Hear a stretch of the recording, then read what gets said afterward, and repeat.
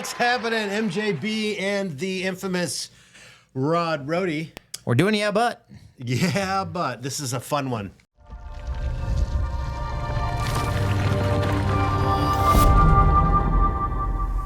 As a reminder, the theme of this whole thing is in this world, there are no solutions, only trade-offs. So we're going to talk about both sides of a particularly kind of dicey topic that's going on in the mortgage real estate world right now. So my sister sent me this video the other day. So she was asking about the validity of this person's point. Policy do you support to make it easier for young people to buy homes? Get rid of BlackRock purchasing a bunch of homes and renting them back to us?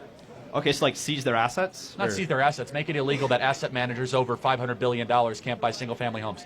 Okay, I really agree with that. That's actually that's great. Thank you. It's a super simple policy fix. If you have assets under management over $500 billion or $100 billion, you should not be in the single-family home business, period. Okay. And that's artificially boosting housing prices across the country.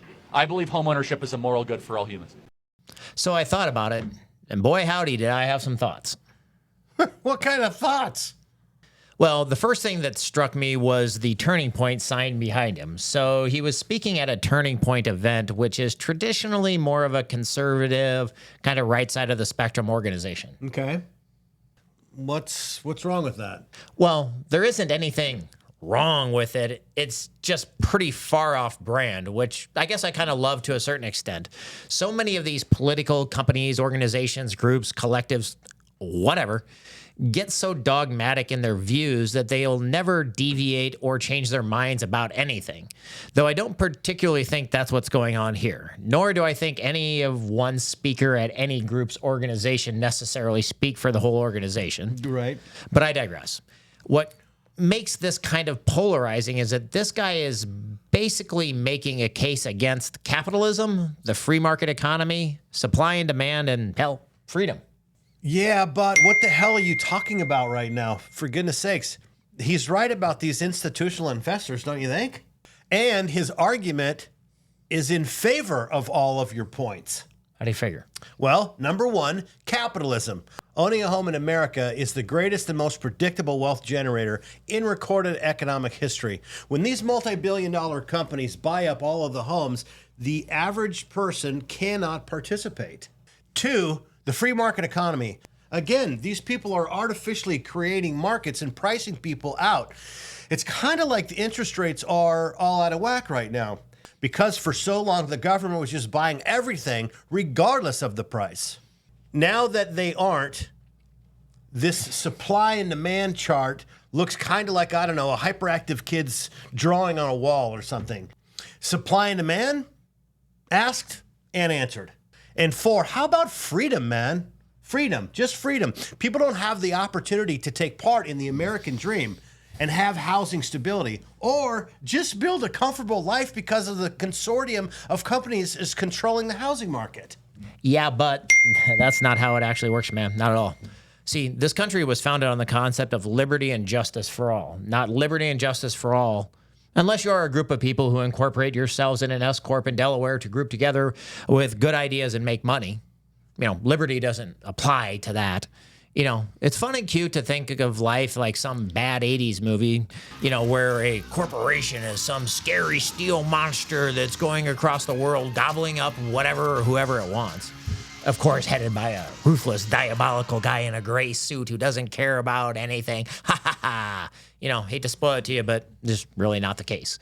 The first hilarious thing is that people generally don't even know who they're mad at. I mean, because these engaging, pithy clips on social media, everybody wants to blame the usual suspects like Vanguard, BlackRock, State Street, and a couple of others. The reality is here's a chart that shows the companies or the entities that own the most single-family residences. So, oh, wow. Yeah, so you I can have see never that. even heard of some of these companies. Yeah, I've only heard a couple of them because I follow this stuff pretty close. But yeah, not the names that you normally hear. Yes, BlackRock and Vanguard and those people have larger dollar investments in real estate and the lending arena. But these are the people who actually bought and own homes, which is what we're talking about in this clip. Because, well, newsflash, that's what they do. They aren't magical entities that just pull nitrogen out of the air, turn it into money for their evil doings. Yeah, but that's not very convincing because they pretty much actually are. They're buying up homes away from families because they have so much damn money They're buying these homes at prices people simply can't afford. Then there's those companies out there on your list, plus BlackRock and Blackstone. And Blackstone, that is some pretty dark imagery there. Well, them and Vanguard. Yeah, not exactly helping the ominous images in the naming there. I agree on that.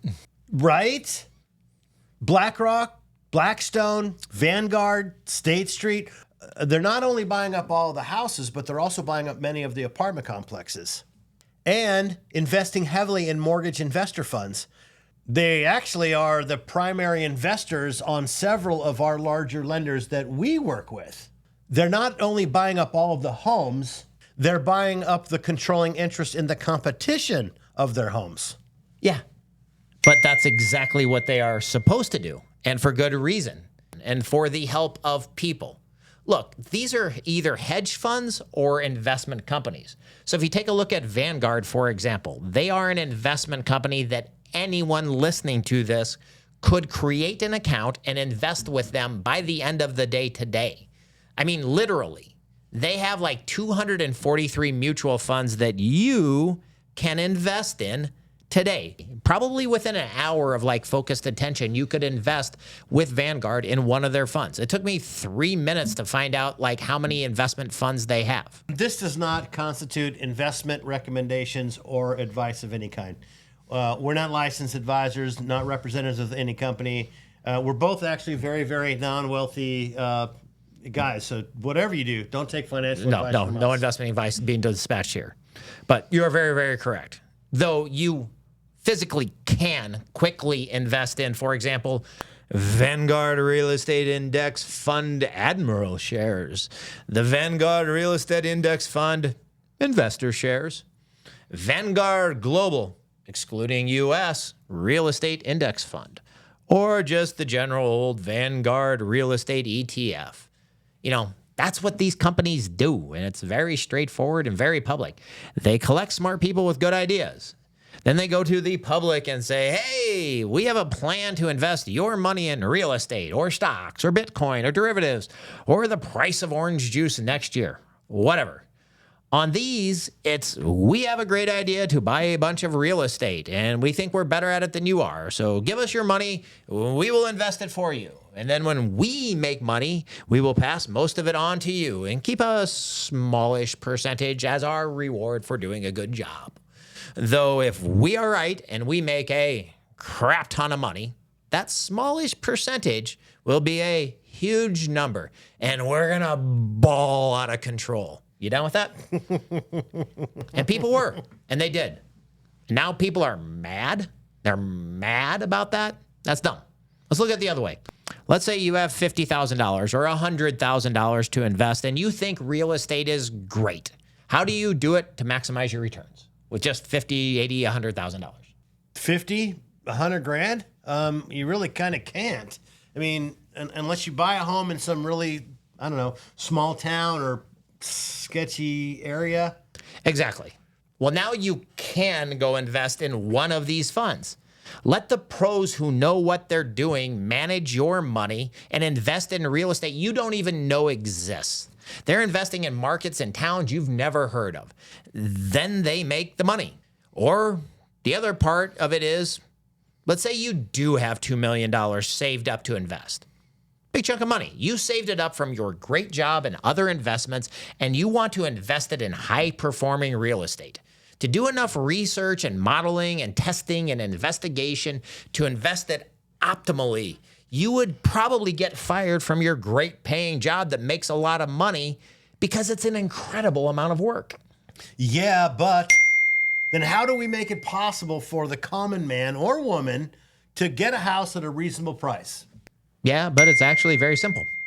Convince the sellers of the homes or home builders to not take the best offer, to look at who is offering to buy, and don't take any offers from LLCs. Simple, easy.